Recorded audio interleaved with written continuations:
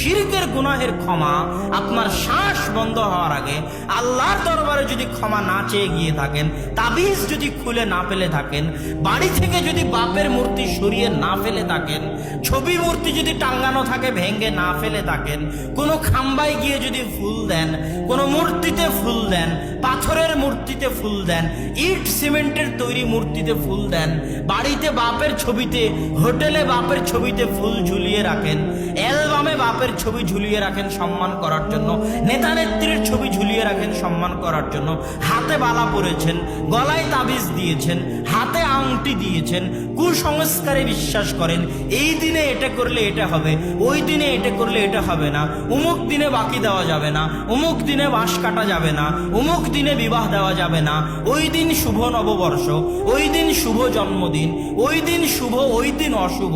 ওই জায়গা শুভ ওই জায়গা অশুভ, ওই গাছ শুভ ওই গাছ অশুভ, ওই পদ্মা নদী শুভ গঙ্গা নদী শুভ আর ওই নদী অশুভ, ওই ব্যক্তি বরকতময় আর ওই ব্যক্তি বরকতময় নয়, ওই ব্যক্তি কিছু করে দিতে পারে আর অমুক করে দিতে পারবে না, এই জাতীয় যত বিশ্বাস, আকিদা, কুসংস্কৃতি, কাজ কর্ম আপনার পরিবার, আপনার সমাজ, আপনার ব্যক্তি জীবনে আছে, এগুলোর নিঃশ্বাস বন্ধ হওয়ার আগে যদি ক্ষমা না চেয়ে যান, কিয়ামতের মাঠে আল্লাহ ক্ষমা করবেন না। আল্লাহ সুবহানাহু ওয়া তাআলা আমাদেরকে শিরকের গুনাহ থেকে বেঁচে থাকার তৌফিক দান করুন। আল্লাহুম্মা আমিন।